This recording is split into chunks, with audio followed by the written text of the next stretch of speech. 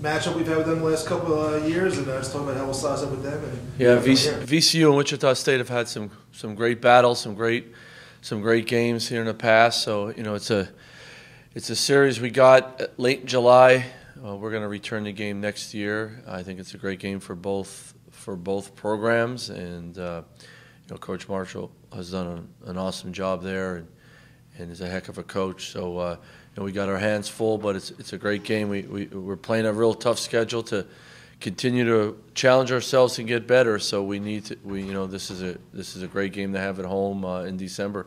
Is this a situation where it's like program versus program? The names and the faces might change a little bit, but you know kind of exactly what you're going to get with them? Yeah, it's been both programs have made some great national waves and over the years, and they've had some great battles in the NCAA tournament and on national television. So it's a great game for both teams, but also at the end of the year, if both teams have good seasons, they're wins that can really help. What did you take away from Saturday? Obviously, not the result you wanted. What did you guys take away that you're kind of really hammering home during practice this week? Well, I think it was the first game all year where we allowed a poor offensive showing to affect our defense, and our guys have been working really hard on trying to fix the offense and play better offensively. And when it wasn't happening, it really affected our psyche, especially on the defensive end. And that's why you watch tape. That's why you get right back to the court and get to work. We got to learn from that and not let it happen again. You said something on Saturday to the effect of coaches can coach and we can tell the players certain things, but they've got to find a way to do it themselves. What can you, with 2 weeks like this, where now you can get away from school and be just a basketball player? Are there certain things that you look for, that you try to observe that the guys might be doing, spending some time away themselves or together? Well, you want them to be together, which our guys are. They do hang out, and that's a positive for sure. It wasn't like that when I got here this time last year, so that's a positive. I think they communicate well with among each other and so forth. The other thing this is when you get in the gym. You have more free time now, and you really can take care of your body, but some guys can get in the weight room to get some of that strength back, but also get in the gym and work on your game. We had a great practice yesterday. It was a group sessions, but it was all offensive work, and there was a lot of good things, and there was just a good vibe with it. The guys are really mad about the results Saturday. I think they were disappointed, like I was in each other and ourselves, and I think there was. Some guys looking in the mirror, which is what you want as a coach, because no matter what, and I've said this my whole career, and even when I was a player, coaches give you organization, players go play, and I always want it to be that way. I don't want it to be about the coaches just like a video game, controlling everything. I want us to learn how to play the right way, and then go out in the court and players be players. And that's what the game's for. And we got to do a good job of being more organized and taking more responsibility on the offensive end. But it's still about players making plays and make them better as coaches. We got to make our guys better. They got to see the game and log the game better. But it still goes back to you got to be a player out there. I'm sure you've heard about or saw or probably knew about the picture of Marcus that went around social media of him taking free throws after the game the other night, went back out to the court. Marcus Evans, Santos 9 is I don't look at social media during the season, so sorry. I was just curious of how you. Well, that's what you do. Yeah. We've all been there. I've been there. If you played long enough, some parts of the game don't go your way, and your reaction is to go work on it right away if you really care, or you get right back into the gym the next morning. And some guys do it right after a game, and we had. So Marcus, was it in Siegel? Yeah, it looked like he just. So, and then we had 4 guys. When I walked out of the BDC Saturday night, we had 4 guys in there shooting. So. Free throws, shooting just in general. No, some guys were shooting free throws. A couple other guys were getting legit shots up. Wichita State, was you here for those, the bracket busters games? You were one of the free throws, NCAA tournament win the next year. What are just your favorite memories from those 3 games in 2011, 2012?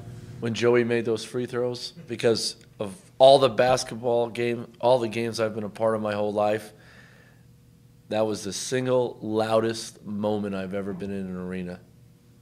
And I've been fortunate to be involved in a lot of loud gyms growing up and a lot of loud arenas as a coach. But when Joey was shooting those 2 free throws to win the game, that was by far the loudest. We couldn't even talk to each other, and we were shoulder to shoulder on the bench. So that would probably be the greatest moment there. And then, I thought when they came here and beat us, what was that, 13, I think, 2013? We didn't play well, and just from that game on, I do remember when they came here and beat us, from that game on, how much we improved. Because I think we were feeling ourselves a little bit right around that time. Everyone was telling us how good we were, and we lost here. And that year we really, really improved throughout the year, but I thought that had a lot to do with it. So we've had some great battles with them for sure. Do you see anything just that you maybe recognize? Obviously, Greg Marshall played for Allen, not only as you coach with them for a couple of years. Do you see anything in the way you kind of run this program that you recognize, like, hey, this is from? Yeah, I mean, how hard they play. Without a doubt, when Greg played for Coach Nunley, his reputation was of a tough player, and how hard he played, and his teams when in the mid '80s they were really good in Division II. They had some awesome teams, and he had a lot to do with that. You could see a good programs take on the personality of the coach. They play angry is I think one of their motto, and they do that. They play with his personality, and I think they have a lot of guys that contribute. They play a lot of guys, and they play. It's a program. They play the right way. They play hard, and they don't care who they play. They're going to play a specific way, and that resembles a good Wichita State team that he coaches, and you can see that. Marcus McDuffie has been kind of most experienced guy back after losing their stars last year. What stands out with his length, and what challenges did he present on both ends? Yeah, no, he's very versatile. He can play multiple positions, but when he gets the ball in his hands, he can really hurt you. He can hit threes. He can get by. He can get by bigger guys that try to guard him. He can get over smaller guards that try to guard him, and then he's always around the ball, and he brings an edge to him without a doubt. I remember him in high school, and every year he's gotten better and better, and everybody they play through him, and he's a very, very talented player. Coach, how much of an advantage is it to have a week between these games? Well, guys want to play, but I think with exams it is what it is. It's a week long of exams, and you try not to play right in the middle of exams if you could help it. But we had a week off there. The way the schedule was, it was really hard for us to get games, home games, especially in December and late December. So it just worked out this way, having a week off. But I think it's good for some of our guys to get their bodies right. Because it's been a great preseason so far, great out of conference with how heavy our schedule's been. But also I think it's especially after Saturday that we have extra time to worry about ourselves, not just the next opponent, but worry about ourselves and get ourselves right and make ourselves better. And sometimes when you have a full week and a number of days now without class, you could do a lot of things with the guys and spend a lot of time with them. You said after the game Saturday that you had a message that the guys needed to hear, but how much of it did you actually have to tell them, or did they know? Well, they know, but I think one thing as a coach and a coaching staff is you always reiterate what the message of the day, the message for the next opponent, where we're at, individual players. You always reiterate the message because, like it or not, our guys, there's always noise. There's outside influences. There's noise that they create themselves. They're 18 to 22-year-olds, so we want to make sure we want our guys to have clear minds and know that the most important message is coming from the coaches and their team and what they need to do in the program, and I think that's the most important thing. And we just reiterate that. The guys know. We got to play better than we did the other day. We could have had one, but we didn't. And we got to continue to take the responsibility of improving on how we played the last game, win or lose. And, man, it really hits you when you lose, but we got to continue to get better. When you wrote the article about, you're a big believer in balance, and you're obviously a family guy, do you try to schedule with a couple days off around Christmas so you and your guys can spend some time with the family and get away? I would like to. It's really hard to do that. Plus, when TV's involved, they make the schedule.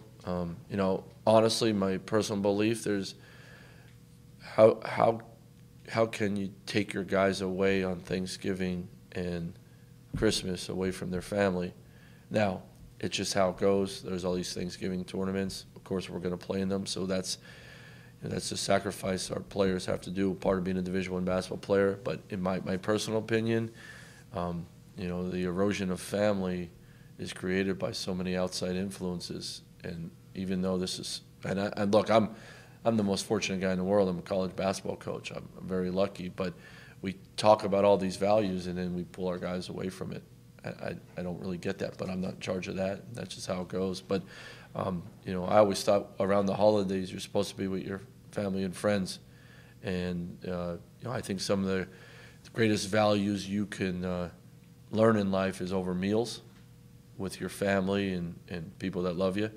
And when you take kids away from that, they lose that value system. So it's just, I guess I'm on my soapbox there, but it's just how I feel.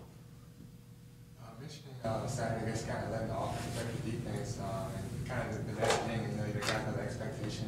Obviously, you guys have played, great defense throughout the year. Is that something where, defense specifically, you felt like you had to get that message across, or is that something where the guys they play great all year on that end, they know that they can't, if you have to run? Well, they know, and some guys' defensive performance on Saturday is, it just wasn't there throughout the whole year. So we just let's hope it's a fluke and it shows up again on Saturday.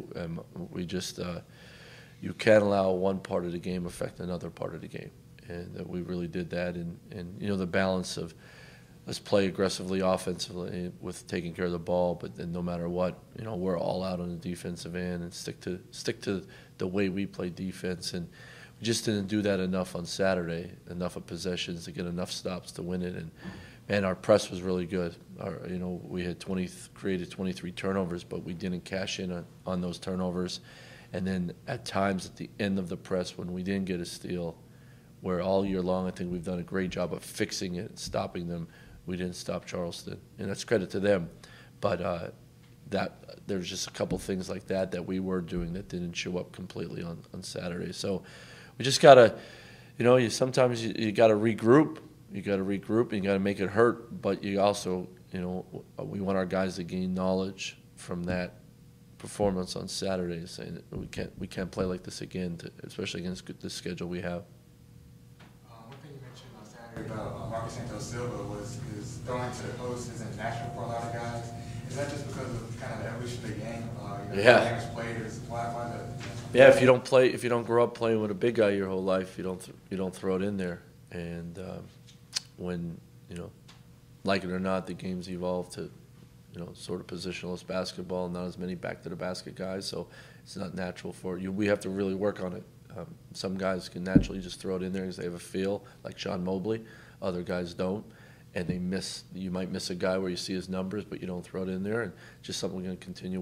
We talk about it because we talk about getting paint touches, and getting paint touches are driving it and getting 2 feet in the paint to collapse the defense, throwing it in there one-on-one in the post, and also getting offensive rebounds. They're all paint touches that collapse the defense and makes the defense scramble. Those are 3 ways to really attack the defense, and throwing it in there is probably the most unnatural, and that's something we just got to continue to work on. That's the habit we got to build.